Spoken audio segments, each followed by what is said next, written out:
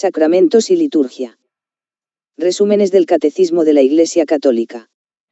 El prólogo del Catecismo tiene unas indicaciones prácticas para el uso. Una de ellas es el uso de los resúmenes.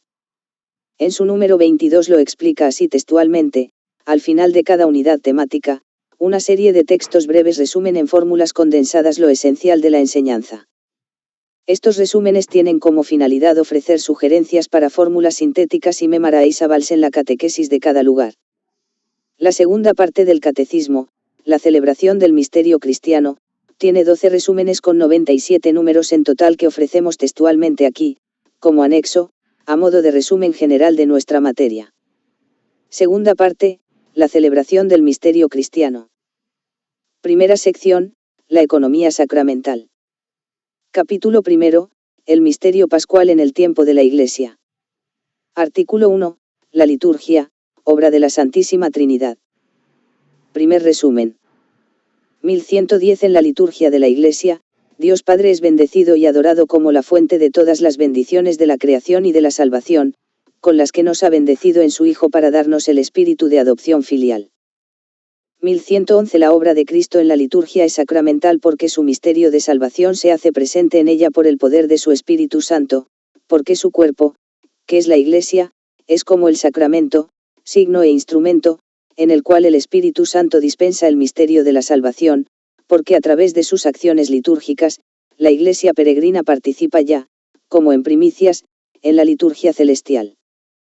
1112 La misión del Espíritu Santo en la liturgia de la Iglesia es la de preparar la asamblea para el encuentro con Cristo, recordar y manifestar a Cristo a la fe de la asamblea de creyentes, hacer presente y actualizar la obra salvífica de Cristo por su poder transformador y hacer fructificar el don de la comunión en la Iglesia.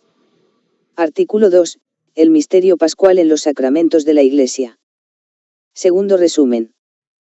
1131 Los sacramentos son signos eficaces de la gracia, instituidos por Cristo y confiados a la Iglesia por los cuales nos es dispensada la vida divina. Los ritos visibles bajo los cuales los sacramentos son celebrados significan y realizan las gracias propias de cada sacramento. Dan fruto en quienes los reciben con las disposiciones requeridas. 1132 La Iglesia celebra los sacramentos como comunidad sacerdotal estructurada por el sacerdocio bautismal y el de los ministros ordenados. 1133 El Espíritu Santo dispone a la recepción de los sacramentos por la palabra de Dios y por la fe que acoge la palabra en los corazones bien dispuestos. Así los sacramentos fortalecen y expresan la fe.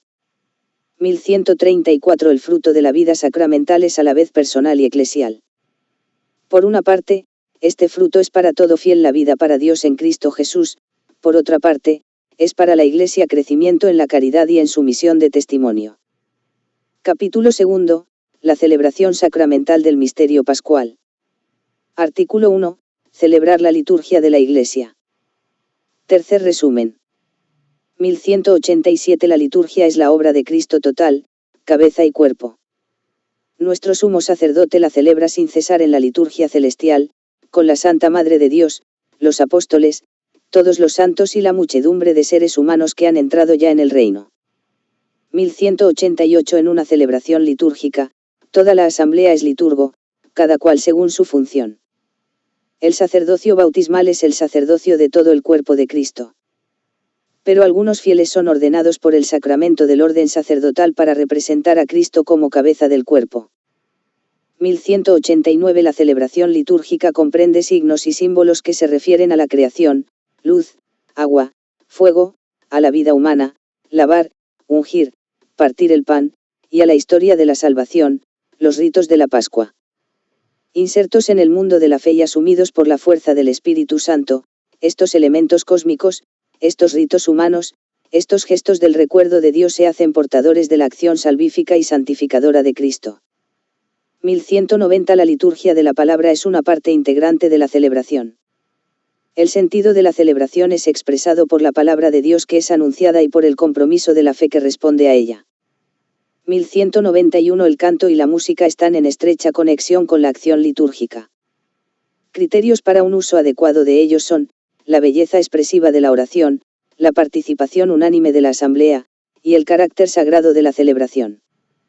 1192 Las imágenes sagradas, presentes en nuestras iglesias y en nuestras casas, están destinadas a despertar y alimentar nuestra fe en el misterio de Cristo. A través del icono de Cristo y de sus obras de salvación, es a Él a quien adoramos. A través de las sagradas imágenes de la Santísima Madre de Dios, de los ángeles y de los santos, veneramos a quienes en ellas son representados. 1193. El domingo, Día del Señor, es el día principal de la celebración de la Eucaristía porque es el día de la resurrección. Es el día de la asamblea litúrgica por excelencia, el día de la familia cristiana, el día del gozo y de descanso del trabajo. Él es fundamento y núcleo de todo el año litúrgico. 1194. La Iglesia, en el círculo del año desarrolla todo el misterio de Cristo, desde la Encarnación y la Navidad hasta la Ascensión, Pentecostés y la expectativa de la dichosa esperanza y venida del Señor. 1195. Haciendo memoria de los santos, en primer lugar de la Santa Madre de Dios, luego de los apóstoles, los mártires y los otros santos, en días fijos del año litúrgico, la Iglesia de la tierra manifiesta que está unida a la liturgia del cielo, glorifica a Cristo por haber realizado su salvación en sus miembros glorificados, su ejemplo la estimula en el camino hacia el Padre. 1196. Los fieles que celebran la liturgia de las horas se unen a Cristo, nuestro sumo sacerdote, por la oración de los salmos, la meditación de la palabra de Dios, de los cánticos y de las bendiciones, a fin de ser asociados a su oración incesante y universal que da gloria al Padre e implora el don del Espíritu Santo sobre el mundo entero. 1197. Cristo es el verdadero templo de Dios, el lugar donde reside su gloria. Por la gracia de Dios los cristianos son también templos del Espíritu Santo, piedras vivas con las que se construye la Iglesia. 1198. En su condición terrena, la Iglesia tiene necesidad de lugares donde la comunidad pueda reunirse, nuestras iglesias visibles, lugares santos, imágenes de la ciudad santa, la Jerusalén celestial hacia la cual caminamos como peregrinos. 1199. En estos templos, la Iglesia celebra el culto público para gloria de la Santísima Trinidad, en ellos escucha la palabra de Dios y canta sus alabanzas, eleva su oración y ofrece el sacrificio de Cristo, sacramentalmente presente en medio de la asamblea. Estas iglesias son también lugares de recogimiento y de oración personal. Artículo 2. Diversidad litúrgica y unidad del misterio. Cuarto resumen. 1207. Conviene que la celebración de la liturgia tienda a expresarse en la cultura del pueblo en que se encuentra la Iglesia, sin someterse a ella. Por otra parte, la liturgia misma es generadora y formadora de culturas. 1208. Las diversas tradiciones litúrgicas, o ritos, legítimamente reconocidas, por significar y comunicar el mismo misterio de Cristo, manifiestan la catolicidad de la Iglesia. 1209. El criterio que asegura la unidad en la pluriformidad de las tradiciones litúrgicas es la fidelidad a la tradición apostólica, es decir, la comunión en la fe y los sacramentos recibidos de los apóstoles, comunión que está significada y garantizada por la sucesión apostólica. Segunda sección, los 7 sacramentos de la Iglesia. Capítulo primero, los sacramentos de la iniciación cristiana. Artículo L. El sacramento del bautismo. Quinto resumen. 1275. La iniciación cristiana se realiza mediante el conjunto de 3 sacramentos, el bautismo, que es el comienzo de la vida nueva, la confirmación, que es su afianzamiento, y la Eucaristía, que alimenta al discípulo con el cuerpo y la sangre de Cristo para ser transformado en él. 1276. Id, pues, y haced discípulos a todas las gentes, bautizándolas en el nombre del Padre y del Hijo y del Espíritu Santo, enseñándoles a guardar todo lo que yo os he mandado. Mt 28,19 a 20.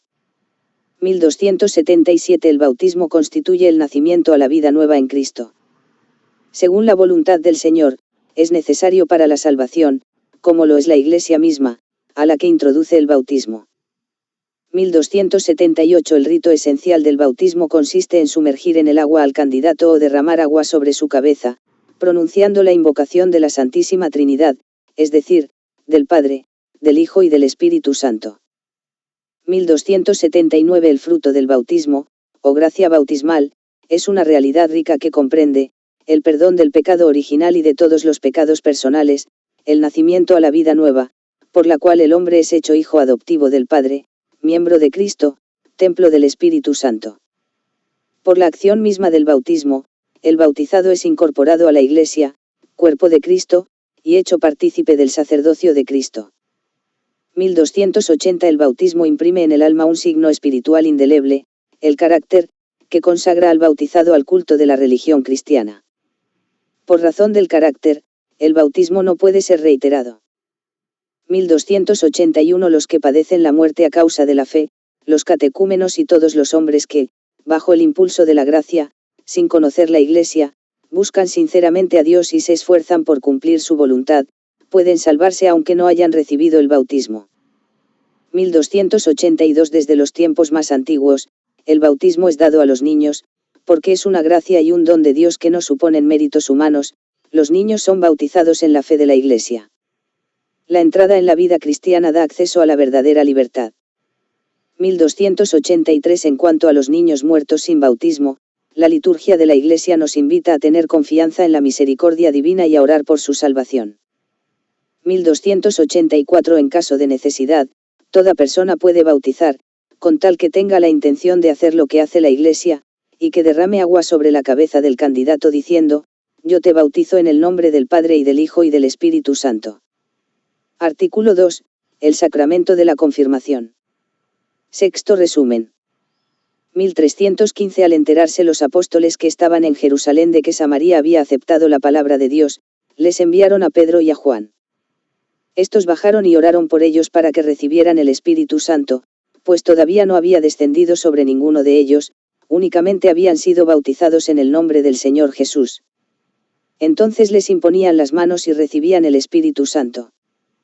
1316 La confirmación perfecciona la gracia bautismal, es el sacramento que da el Espíritu Santo para enraizarnos más profundamente en la filiación divina, incorporarnos más firmemente a Cristo, hacer más sólido nuestro vínculo con la Iglesia, asociarnos todavía más a su misión y ayudarnos a dar testimonio de la fe cristiana por la palabra acompañada de las obras. 1317 La confirmación, como el bautismo, imprime en el alma del cristiano un signo espiritual o carácter indeleble, por eso este sacramento solo se puede recibir una vez en la vida. 1318 En Oriente, este sacramento es administrado inmediatamente después del bautismo y es seguido de la participación en la Eucaristía, tradición que pone de relieve la unidad de los tres sacramentos de la iniciación cristiana. En la Iglesia latina se administra este sacramento cuando se ha alcanzado el uso de razón, y su celebración se reserva ordinariamente al obispo, significando así que este sacramento robustece el vínculo eclesial. 1319 El candidato a la confirmación que ya ha alcanzado el uso de razón debe profesar la fe, estar en estado de gracia, tener la intención de recibir el sacramento y estar preparado para asumir su papel de discípulo y de testigo de Cristo, en la comunidad eclesial y en los asuntos temporales. 1320 El rito esencial de la confirmación es la unción con el santo crisma en la frente del bautizado, y en Oriente, también en los otros órganos de los sentidos, con la imposición de la mano del ministro y las palabras, accipe signaculum doni spirita sancti, recibe por esta señal el don del Espíritu Santo, en el rito romano, signaculum doni spirita sancti, sello del don del Espíritu Santo, en el rito bizantino. 1321 Cuando la confirmación se celebra separadamente del bautismo, su conexión con el bautismo se expresa entre otras cosas por la renovación de los compromisos bautismales. La celebración de la confirmación dentro de la Eucaristía contribuye a subrayar la unidad de los sacramentos de la iniciación cristiana. Artículo 3. El sacramento de la Eucaristía. Séptimo resumen. 1406 Jesús dijo, yo soy el pan vivo, bajado del cielo. Si uno come de este pan, vivirá para siempre, el que come mi carne y bebe mi sangre, tiene vida eterna, permanece en mí y yo en él.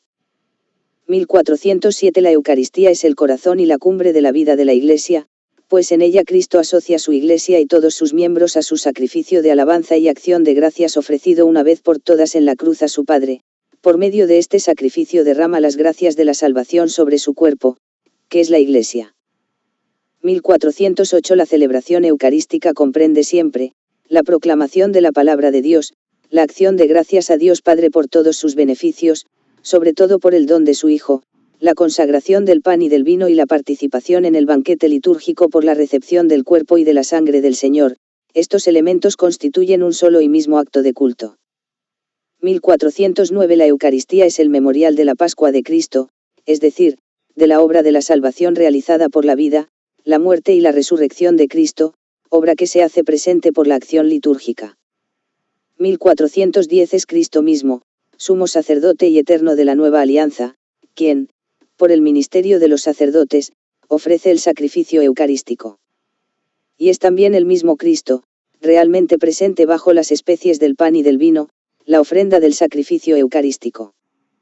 1411 Solo los presbíteros válidamente ordenados pueden presidir la Eucaristía y consagrar el pan y el vino para que se conviertan en el cuerpo y la sangre del Señor. 1412 Los signos esenciales del sacramento eucarístico son pan de trigo y vino de vid, sobre los cuales es invocada la bendición del Espíritu Santo y el presbítero pronuncia las palabras de la consagración dichas por Jesús en la última cena: esto es mi cuerpo entregado por vosotros, este es el cáliz de mi sangre. 1413 Por la consagración se realiza la transubstanciación del pan y del vino en el cuerpo y la sangre de Cristo. Bajo las especies consagradas del pan y del vino, Cristo mismo, vivo y glorioso, está presente de manera verdadera, real y substancial, con su cuerpo, su sangre, su alma y su divinidad.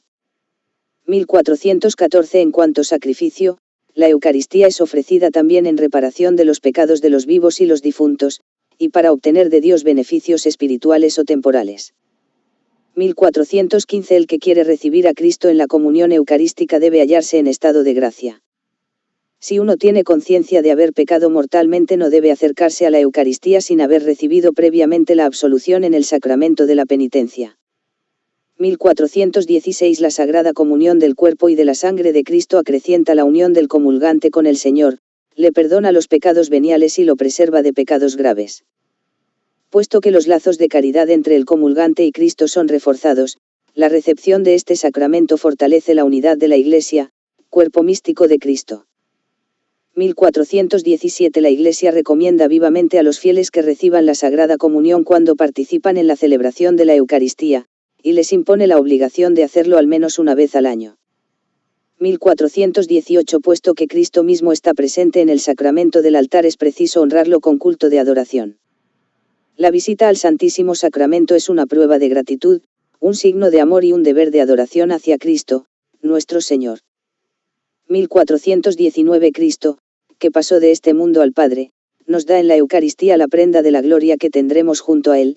La participación en el santo sacrificio nos identifica con su corazón, sostiene nuestras fuerzas a lo largo del peregrinar de esta vida, nos hace desear la vida eterna y nos une ya desde ahora a la Iglesia del cielo, a la Santa Virgen María y a todos los santos.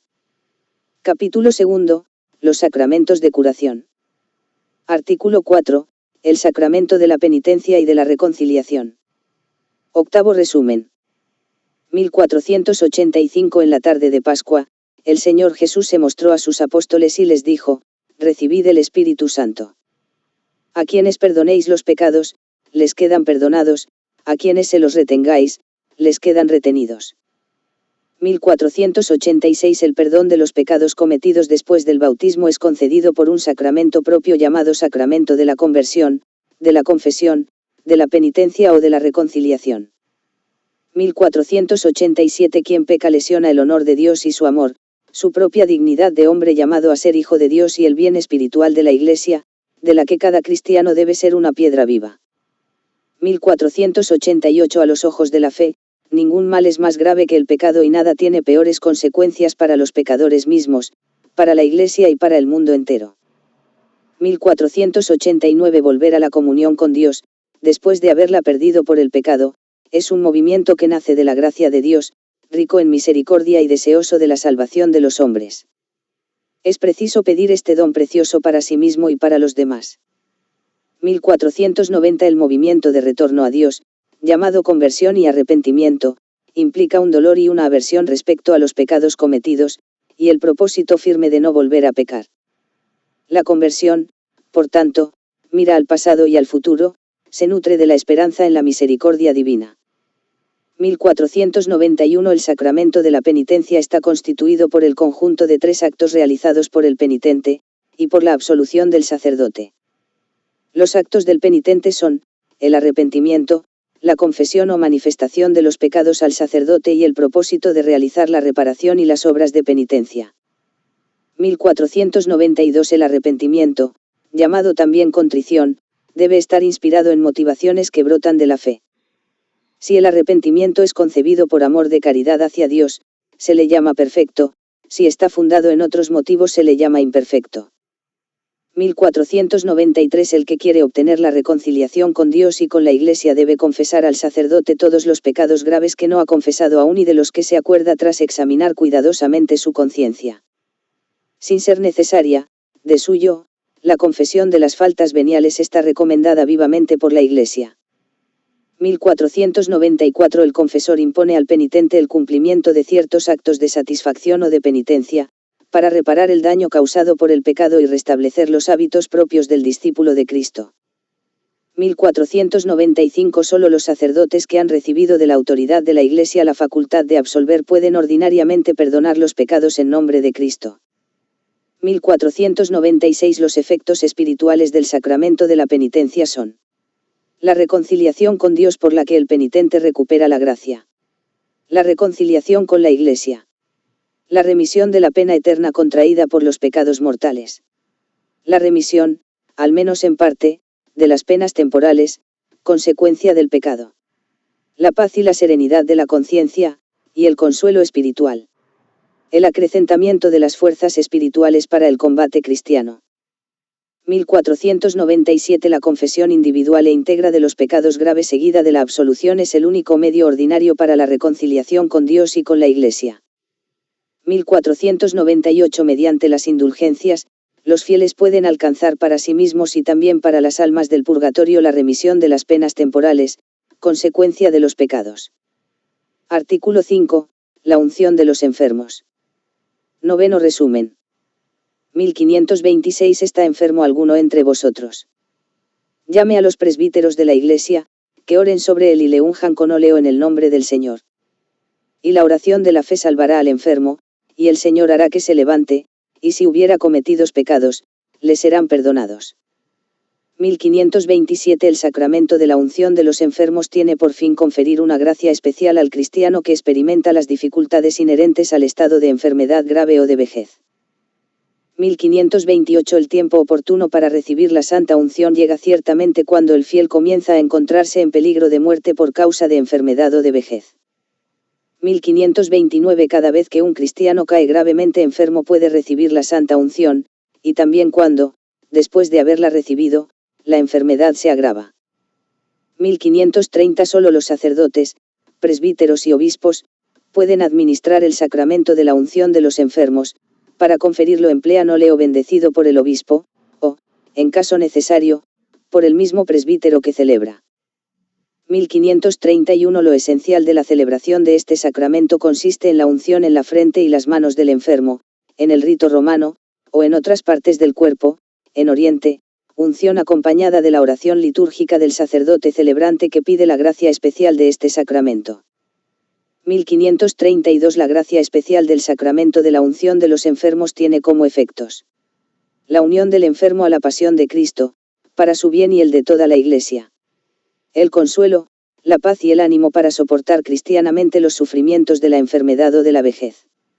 El perdón de los pecados si el enfermo no ha podido obtenerlo por el sacramento de la penitencia. El restablecimiento de la salud corporal, si conviene a la salud espiritual. La preparación para el paso a la vida eterna. Capítulo 3. Los sacramentos al servicio de la comunidad. Artículo 6. El sacramento del orden. 10º resumen. 1590 San Pablo dice a su discípulo Timoteo: te recomiendo que reavives el carisma de Dios que está en ti por la imposición de mis manos, y si alguno aspira al cargo de obispo, desea una noble función. A Tito decía: el motivo de haberte dejado en Creta, fue para que acabaras de organizar lo que faltaba y establecieras presbíteros en cada ciudad, como yo te ordené. 1591 La Iglesia entera es un pueblo sacerdotal. Por el bautismo, todos los fieles participan del sacerdocio de Cristo. Esta participación se llama sacerdocio común de los fieles. A partir de este sacerdocio y al servicio del mismo existe otra participación en la misión de Cristo, la del ministerio conferido por el sacramento del orden, cuya tarea es servir en nombre y en la representación de Cristo cabeza en medio de la comunidad. 1592. El sacerdocio ministerial difiere esencialmente del sacerdocio común de los fieles porque confiere un poder sagrado para el servicio de los fieles. Los ministros ordenados ejercen su servicio en el pueblo de Dios mediante la enseñanza, munus docendi, el culto divino, munus liturgicum, y por el gobierno pastoral, munus regendi. 1593. Desde los orígenes, el ministerio ordenado fue conferido y ejercido en 3 grados, el de los obispos, el de los presbíteros y el de los diáconos. Los ministerios conferidos por la ordenación son insustituibles para la estructura orgánica de la Iglesia. Sin el obispo, los presbíteros y los diáconos no se puede hablar de Iglesia. Cf. San Ignacio de Antioquía, Epístola a Trajanos 3,1. 1594. El obispo recibe la plenitud del sacramento del orden que lo incorpora al colegio episcopal y hace de él la cabeza visible de la Iglesia particular que le es confiada. Los obispos, en cuanto sucesores de los apóstoles y miembros del colegio, participan en la responsabilidad apostólica y en la misión de toda la Iglesia bajo la autoridad del Papa, sucesor de San Pedro. 1595. Los presbíteros están unidos a los obispos en la dignidad sacerdotal y al mismo tiempo dependen de ellos en el ejercicio de sus funciones pastorales, son llamados a ser cooperadores diligentes de los obispos, forman en torno a su obispo el presbiterio que asume con él la responsabilidad de la Iglesia particular. Reciben del obispo el cuidado de una comunidad parroquial o de una función eclesial determinada. 1596. Los diáconos son ministros ordenados para las tareas de servicio de la Iglesia, no reciben el sacerdocio ministerial, pero la ordenación les confiere funciones importantes en el ministerio de la palabra, del culto divino, del gobierno pastoral y del servicio de la caridad, tareas que deben cumplir bajo la autoridad pastoral de su obispo. 1597. El sacramento del orden es conferido por la imposición de las manos seguida de una oración consecratoria solemne que pide a Dios para el ordenando las gracias del Espíritu Santo requeridas para su ministerio. La ordenación imprime un carácter sacramental indeleble. 1598. La Iglesia confiere el sacramento del orden únicamente a varones, viri, bautizados, cuyas aptitudes para el ejercicio del ministerio han sido debidamente reconocidas. A la autoridad de la Iglesia corresponde la responsabilidad y el derecho de llamar a uno a recibir la ordenación. 1599. En la Iglesia latina, el sacramento del orden para el presbiterado solo es conferido ordinariamente a candidatos que están dispuestos a abrazar libremente el celibato y que manifiestan públicamente su voluntad de guardarlo por amor del reino de Dios y el servicio de los hombres. 1600. Corresponde a los obispos conferir el sacramento del orden en los 3 grados. Artículo 7. El sacramento del matrimonio. 11º resumen. 1659. San Pablo dice: maridos, amad a vuestras mujeres como Cristo amó a la Iglesia, gran misterio es este, lo digo con respecto a Cristo y la Iglesia. 1660. La alianza matrimonial, por la que un hombre y una mujer constituyen una íntima comunidad de vida y de amor, fue fundada y dotada de sus leyes propias por el Creador. Por su naturaleza está ordenada al bien de los cónyuges así como a la generación y educación de los hijos. Entre bautizados, el matrimonio ha sido elevado por Cristo Señor a la dignidad de sacramento. 1661. El sacramento del matrimonio significa la unión de Cristo con la Iglesia. Da a los esposos la gracia de amarse con el amor con que Cristo amó a su Iglesia, la gracia del sacramento perfecciona así el amor humano de los esposos, reafirma su unidad indisoluble y los santifica en el camino de la vida eterna. Concilio de Trento.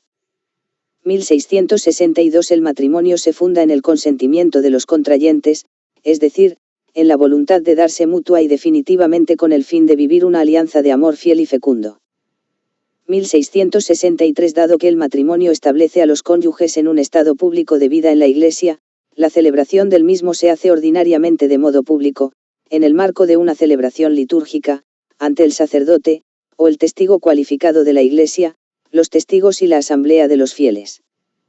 1664. La unidad, la indisolubilidad, y la apertura a la fecundidad son esenciales al matrimonio. La poligamia es incompatible con la unidad del matrimonio, el divorcio separa lo que Dios ha unido, el rechazo de la fecundidad priva la vida conyugal de su don más excelente, el hijo. 1665. Contraer un nuevo matrimonio por parte de los divorciados mientras viven sus cónyuges legítimos contradice el plan y la ley de Dios enseñados por Cristo. Los que viven en esta situación no están separados de la Iglesia pero no pueden acceder a la comunión eucarística. Pueden vivir su vida cristiana sobre todo educando a sus hijos en la fe. 1666 El hogar cristiano es el lugar en que los hijos reciben el primer anuncio de la fe. Por eso la casa familiar es llamada justamente iglesia doméstica, comunidad de gracia y de oración, escuela de virtudes humanas y de caridad cristiana. Capítulo 4. Otras celebraciones litúrgicas. Artículo 1. Los sacramentales. 12º resumen. 1677 Se llaman sacramentales los signos sagrados instituidos por la Iglesia cuyo fin es preparar a los hombres para recibir el fruto de los sacramentos y santificar las diversas circunstancias de la vida.